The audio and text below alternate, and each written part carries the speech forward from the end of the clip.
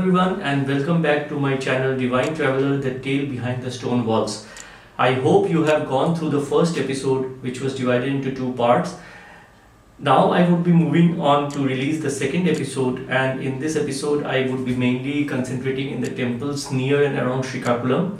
We would be staying in a place called Rajam, which is a sort of an interior place, but a place where staying accommodations are available. We are slowly moving towards remoter areas of Andhra Pradesh, and before we move to Visakhapatnam for the next 4 to 5 days, we would be covering majorly few remote areas, majorly temples. So in the next 2 or 3 episodes, I would be mainly covering temples only, and there would be no other tourist places to visit. Day 6, and we started our journey from the hotel at Srikakulam. The first dot that you see in the Google map is Sun Temple at Asavalli, which we could not visit. That is also a very old temple and you should consider visiting it. For some reason we could not visit it. We moved towards Umarudra Koteshwara temple, which is also in Srikakulam. From Umarudra Koteshwara temple, our next destination was Dantapuram.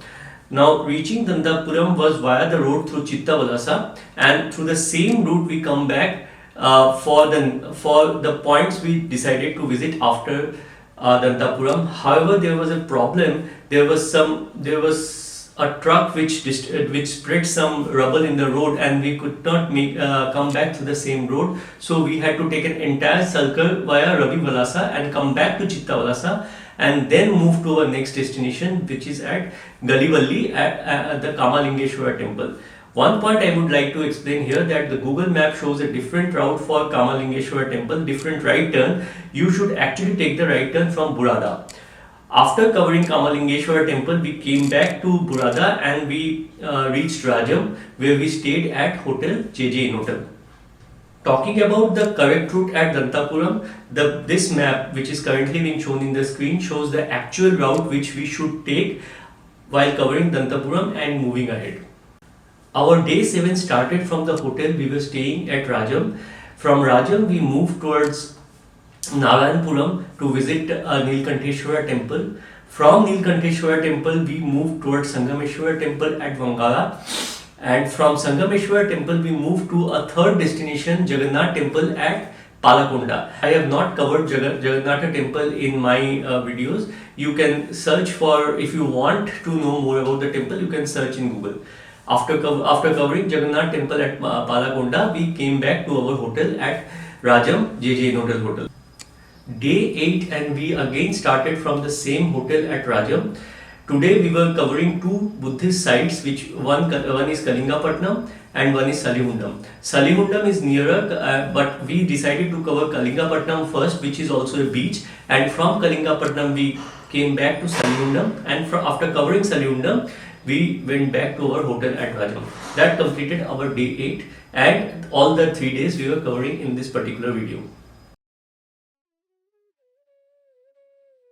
We start with day 6, and the first temple we visited was Sri Umarudra Koteshwara temple, which is situated as a Kshetrapalika on the western borders of Sri Kulmam temple. Now if you remember, Sri Kulmam temple we discussed in our last video, and there was an entire discussion around the Kshetrapalikas of Sri Kulmam temple, which were consecrated by Lord Balrama as a legend. The legend of this temple says that this was consecrated by Lord Balrama around 5000 years back and is one of the Panchalingas of northern Andhra Pradesh. The temple is originally supposed to be built around 5000 years back, although the exact date of the current structure is not known, but the current structure resembles a typical Dravidian style of temple architectures. The temple is situated on the banks of Nagavalli river. To know further about the Kshetrapalikas and the Panchalingas which Lord Balrama consecrated as per the legend, please refer to the video on Sri Kulmam temple in the first episode. The entire thing was discussed. Also, you can refer to my document, which is available in blogger.com, and I have given the link in this particular video's comment section.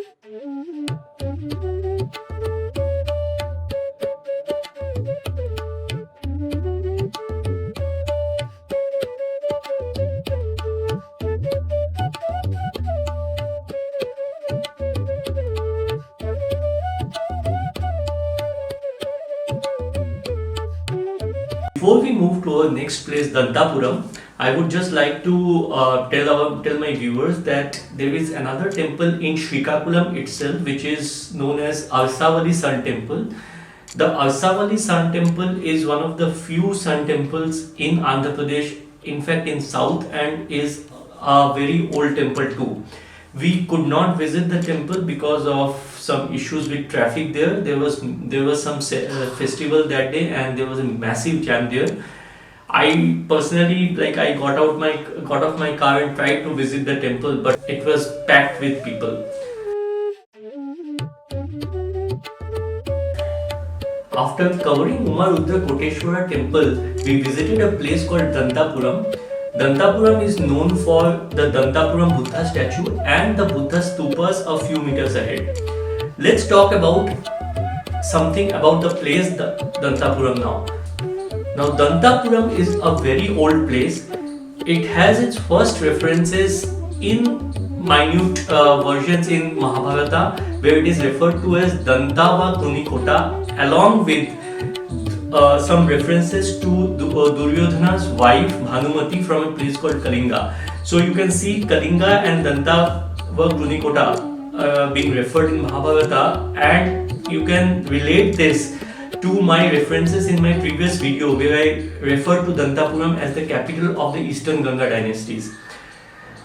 Eminent epigraphist Sri Godavarti Ramdas released his papers on Kalinga in 1928, and after 2 years, in the 1930 version of Epigraphica Indica, he published the Pulle plates of King Indravarman of the Eastern Ganga dynasties, which had references to Dantapuram dated back to a period between 496 and 535 BC. Now you can see this period was time of Lord Buddha. Now based on these publications, two things were proven. Number one was that Dantapuram was the capital of Kalinga when Indravarman was ruling Eastern Ganga dynasty from Kalinga. If you have followed my first episode, you would find the references of Dantapuram as the initial capital of Kalinga there also. Now secondly, it was also found that a Brahmin named Khema during that period brought in the canine tooth of Lord Buddha to a place called Vetadipa. This happened when Brahmadatta was ruling Kalinga. Rice David later inferred from this that after Lord Buddha died, the mortal remains of him were distributed among 8 claimants, citing Mahaparinibbana Sutta, and accordingly the tooth was kept at the place which is currently known as Dantapuram, and probably the name Dantapuram was also kept keeping in view that the tooth was kept there. The original name of Dantapuram probably was Simhapura or Dwipa. Later, however, the teeth were shifted to a place called Anuradhapuram, probably in Sri Lanka, after multiple skirmishes that took place around the city. Now, when we travel to Dantapura, the Dantapura statue, Buddha statue, is placed in a very clean and good compound. Although the place is very remote, there is nothing in and around it. The Dantapura statue is very well maintained. It's a very small statue and a very small compound where you have to go through a narrow lane, a grass lane.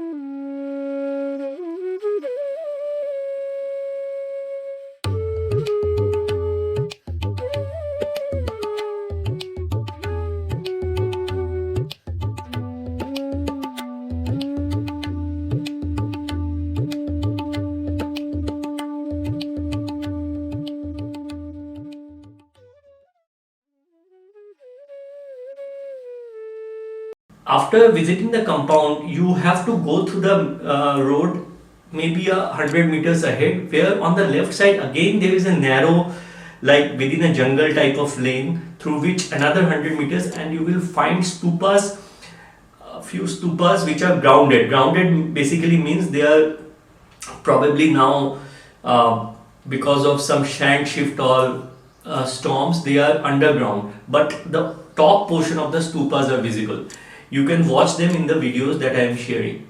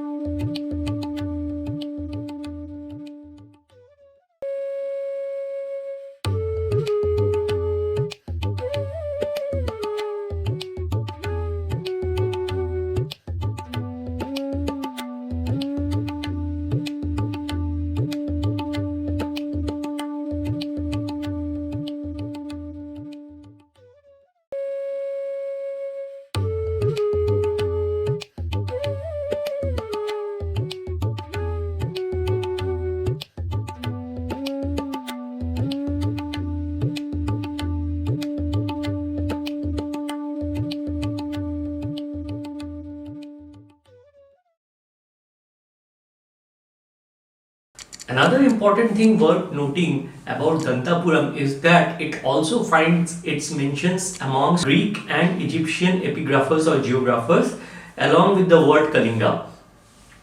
The history of Dantapuram is very large. There is an entire document in the archives which is placed, and I'm sharing the link of that also within the comment section or in my blog, so you can go through if you are interested. From Dantapuram, we were destined to move to another place called Galavalli, where we had to visit a temple called Kamalingeshwara temple. Now, as I mentioned, we had to face some route trouble in Dantapuram because there was some road construction which was going on, because of which the road from which we went to Dantapuram and we were supposed to come was blocked while coming back. So we had to take an entire circle to come back to the same place and go out. So it took an extra time. And since the place is very remote, so we were also a bit worried of how to get off the place. But luckily, the villagers are very cooperative there and they showed us the route. Now, talking about Galavalli and the Kamalingeshwara temple, the legend states that in Sthal Puran, the place is referred to as Mahashivalinga, or where the power of Lord Shiva is originated through the Brahma Sutra. The Brahma Sutra, as we know, are the three-eyed lines which are placed on a Shivalinga. The consecration of the place done by Ananta Choda Varma Deva, king of the Eastern dynasties, and Ganga Raja in the 11th century. The present temple in its structure was, however, built under the reign of Kavanava in 12th century, and there were multiple people who were associated with the structure of the temple. Talking about the structure, the temple is a typical Kalinga style temple with a single shrine in the form of a Rekha Deul.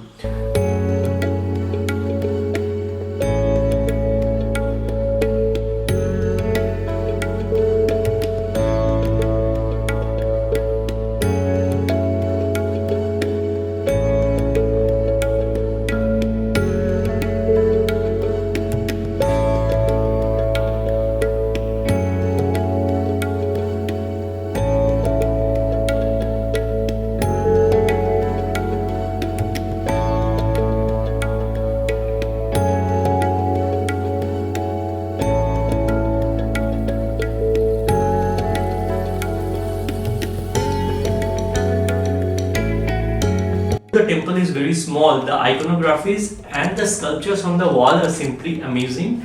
You can find Skanda, Ganesha, Mahishasur-Mardini, Chamundeshwari and all sorts of Hindu iconographies in the walls of the temple. Later on, somewhere around 14th or 15th century, during the Muslim rule, the temple, the main Shivlinga, which was known as Mahashivlinga as per Puran, was completely desecrated by the Muslim rulers because of their hate towards idol worship. But once it was destroyed, the place was without a Shivlinga for many days. Later on, the villagers bought in a different Shivlinga and pasted it with cow ghee to the surface and tied it with a dalbha grass rope for a few years, after which the linga was completely fixed with the ground. It is said that the Kamalingeshwara temple is supposed to have one of the largest Shivlingas in the area, in the district.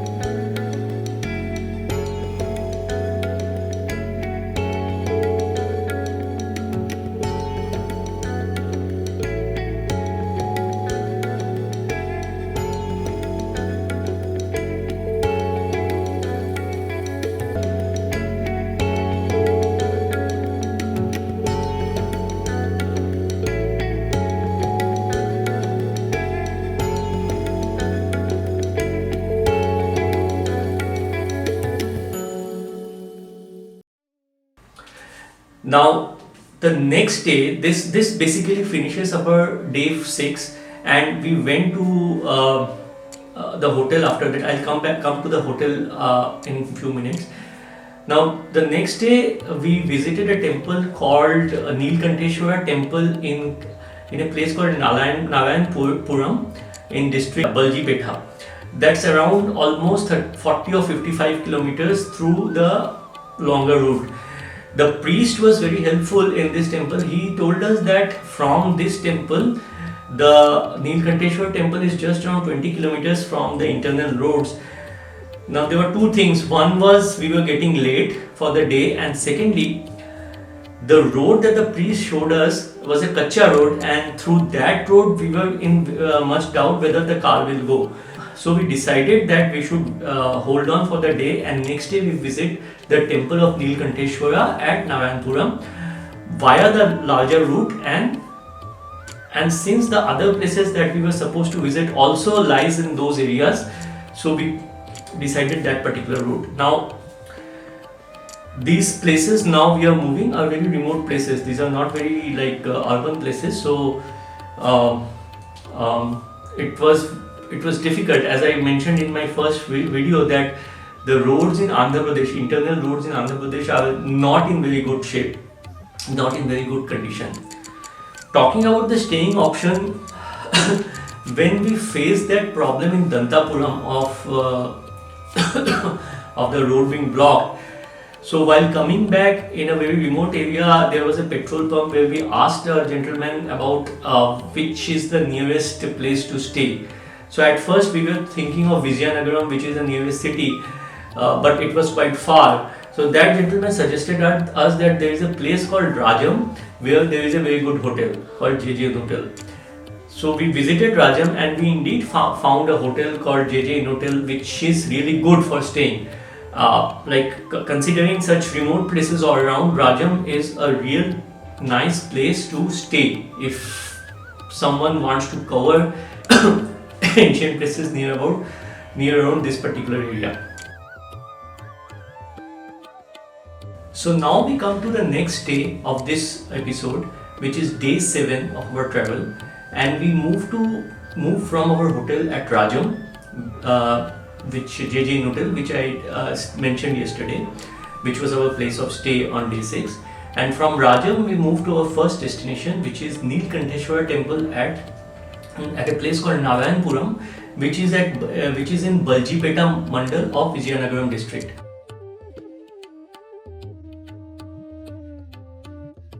Now this temple is dedicated to Lord Shiva, and it is said that people worship Lord Shiva here so that they are blessed for good health. The inscriptions on the wall of the temple suggest that Anantavarman Choda Deva the most famous king of Eastern Ganga dynasty, constructed the temple around 1010 AD. It is said that when the temple was originally constructed, there were almost around 99,99,999 Shivlingas sculptured on the walls of the temple. With time, most of the sculptures on the wall have dilapidated. However, whatever is left on the walls are even now just mesmerizing.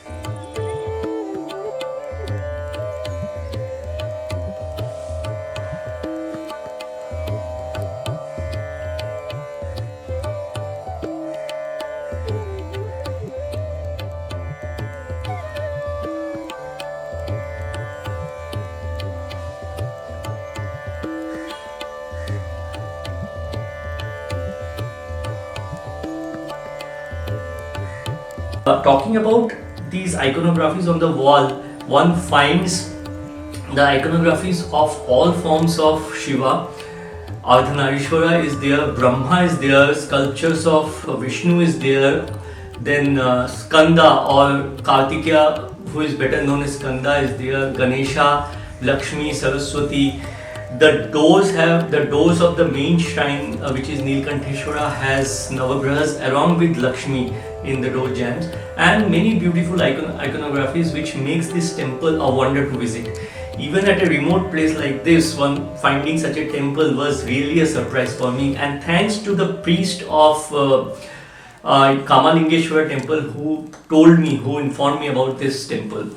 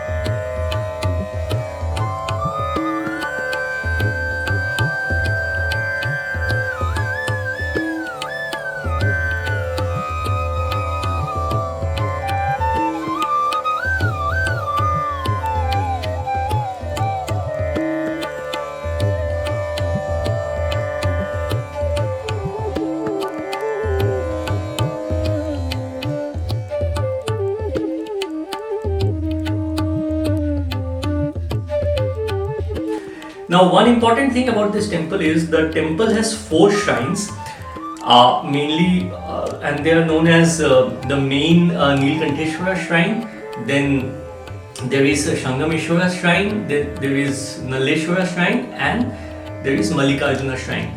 While the deities are present in all the shrines, the deity of the Nalleshwara shrine is said to have been washed away by floods few years back.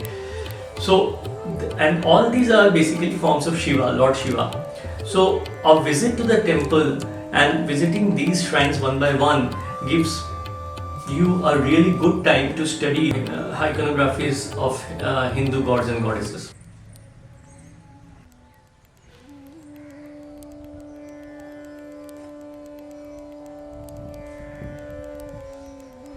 The temple consists of a Deval and a Jagmohana. The roof of the Jagmohana is supported by 2 rows of pillars, and it is said that the inscription on pillar number of 55 suggests that the architecture of this temple belongs to Eastern Ganga dynasty. Talking about the structure and architecture, 3 shrines, not all of them follow a Rekha structure. The 3 shrines Mallikarjuna, Sangameshwara and Nalleshwara follow a typical Rekha Deul, while the main Nilkanteshwara follow a Pidha Deul structure where we have a mandapa and a hall. And the total structure resembles a typical Kalinga style of architecture, which is more of a Nagara style of architecture, and it's Kalinga and majorly Kalinga style of architecture was developed by the Eastern Ganga dynasty.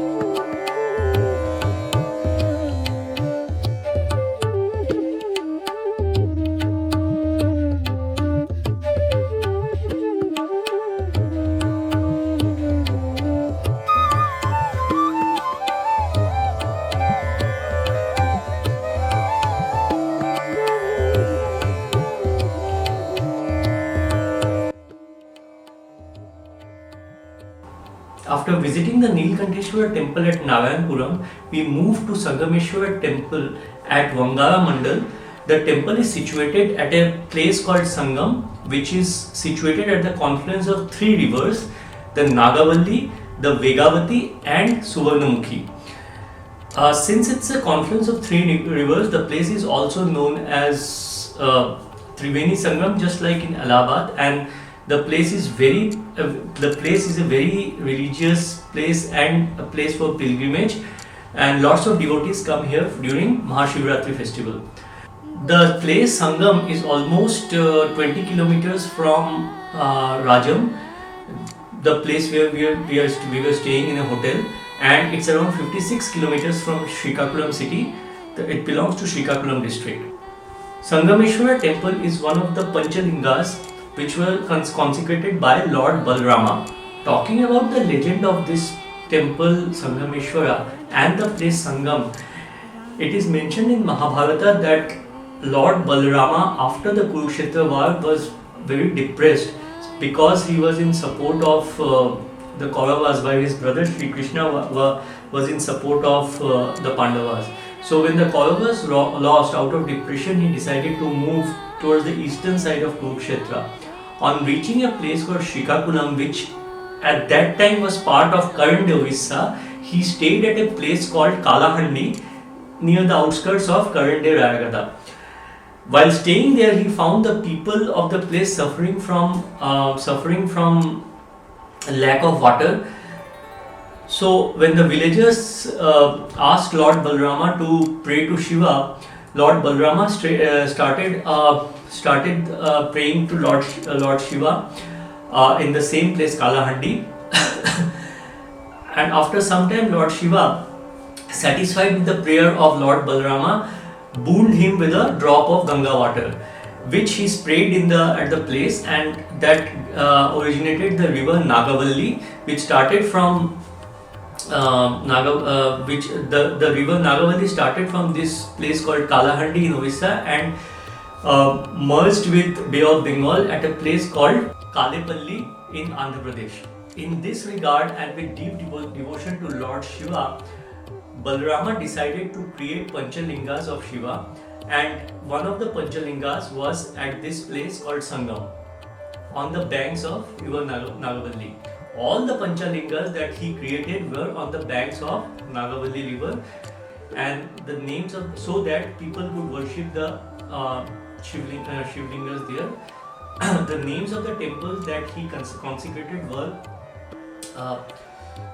Kamalingeshwara temple at Payakapadu in Rayagada, Orissa, then Chennakesava temple at Parvatipuram, Andhra Pradesh, Sangameshwara temple at Sangam, Andhra Pradesh, then Umarudra Koteshwara temple at Srikakulam, Andhra Pradesh, and Mani Nageshwara temple at Kalepalli, Andhra Pradesh.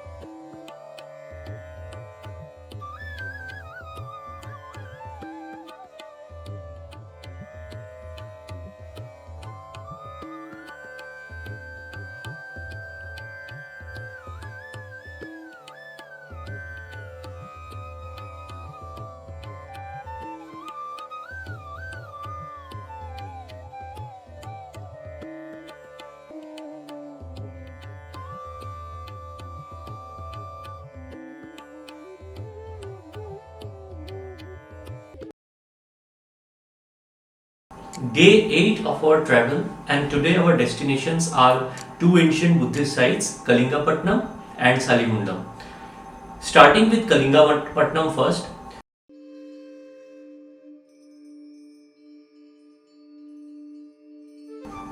Kalingapatnam is a village and panchayat in the Garamandal of Srikakulam district, situated around 20 kilometers from Srikakulam city. Kalingapatnam beach is situated at the coast of Kalingapatnam, where Vamsadhara river empties itself into Bay of Bengal. Kalingapatnam was one of the major ports during pre-11th century and was very active in ancient India, linking the coastal areas of Orissa and Andhra Pradesh to the major Southeast Asian ports. The port was equipped with a lighthouse which was constructed by the British during the 17th or 18th century probably, and export of goods like textiles and perfumes used to take place. The port was ultimately closed by the British. The Kalingapatnam port was also known as Open Road Sea because the approach road directly ends in the sea.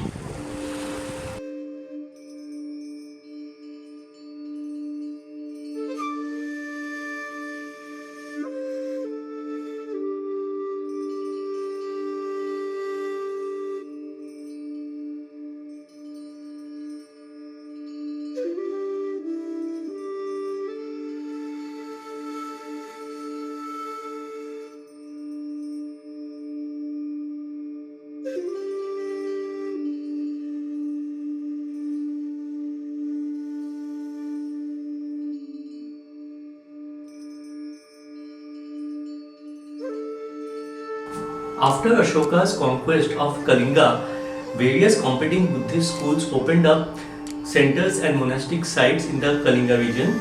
Three of the major monastic sites were Dantapuram, Kalingapatnam and Salihundam, which were built along the Vamsadhara river. The stupa is situated around 3 kilometers from the Kalingapatnam coast, and while visiting the stupa, the last 500 meters is really muddy and it's a very kacha road. Vehicles won't go there, so you have to walk through that road and reach the stupa. Frankly speaking, we were not able to find the site even with the Google map, and we have to take help of one of the persons in the village. He was a retired Subedar in Indian Army. He helped us by calling one of his relatives to take us to the stupa, and we are really thankful to him that we could reach the stupa. You can spend a bit of time in the stupa. It's a very nice, the stupa itself is very nicely maintained. You can take photographs and enjoy the time there studying the stupa and the structures. The archaeological excavations that was done when the Kalingapatnam Buddhist site was discovered has unearthed various Vajrayana and Mahayana Buddhist related items which were bought from Southeast Asia and China, and those items were dated as late as 7th to 10th century CE. This considerably proves that through the first millennium CE, the place Kalingapatnam was a major Buddhist center and quite active throughout that period. The Kalingapatnam stupa is one large wheel-shaped structure which has a diameter of almost around 26 meters. The stupa is very similar to the stupas at Nagarjuna Konda and Bhattiprolu, which I would be discussing in my videos moving further. The center of the stupa has 3 concentric circles which are connected by spokes. The center of the stupa also has a square hub.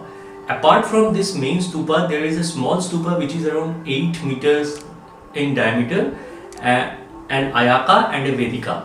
Even the bricks which were excavated and found to have been used for the construction of the site were found to be very similar to the bricks which were used in the construction of other Buddhist sites of India.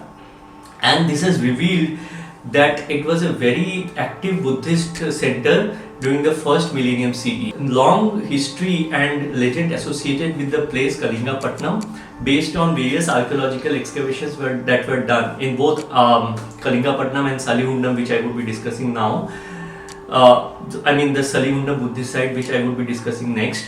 All the legends and history, if you want to go through them, I have provided the links of the archived documents in my write-up in blogger.com, and I provided the link of the blogger.com write-up also in the comment section. So if you want, you can go through these things in details.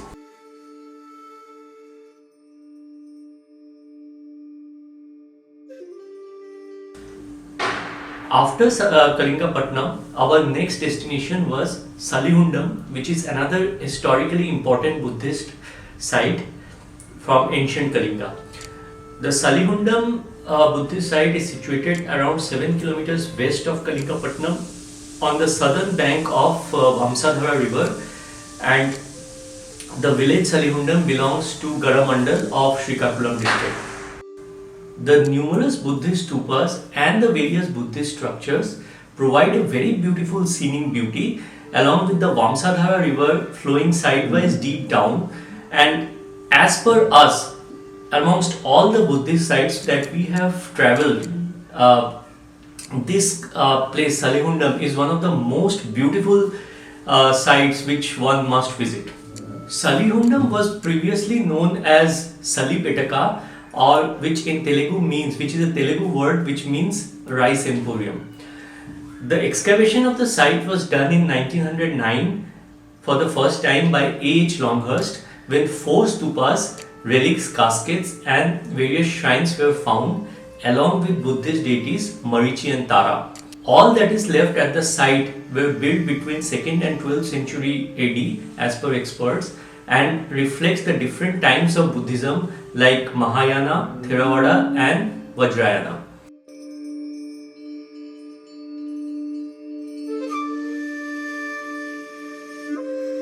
The archaeological excavations also reveals that Buddhism thrived very thoroughly between 2nd and 3rd century AD in this entire area, with various centers and monasteries being built.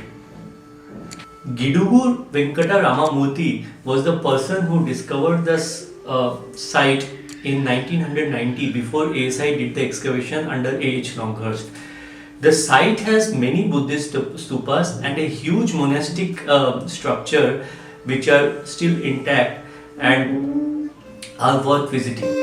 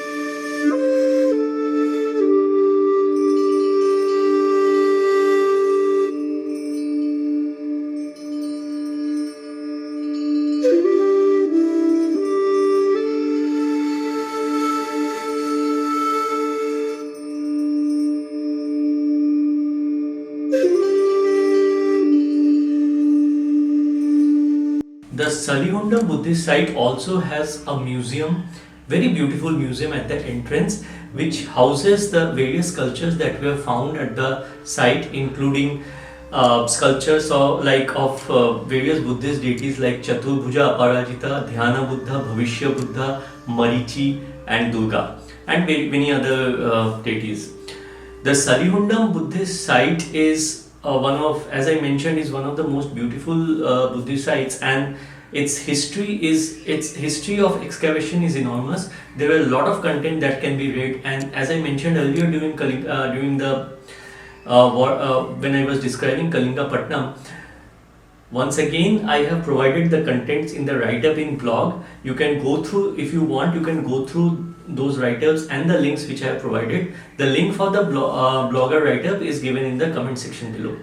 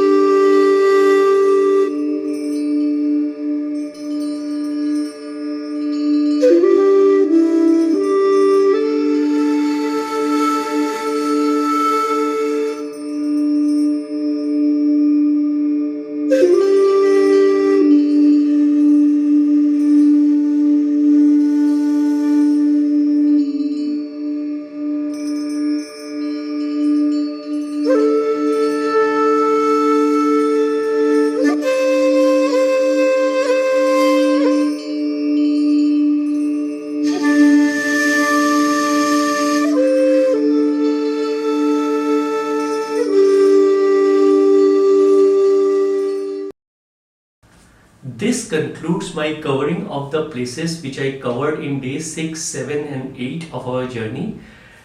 I hope you have enjoyed this particular episode also, and I would request everyone once again to please comment on my videos, and in case you have any feedbacks on how to improve the content, in case you have any comments on the contents I am being provided which might be not correct or which might have some contentions, that would be really helpful for not only me, for anyone who is following my videos. I would once again like to thank you very much for your patience in watching my videos.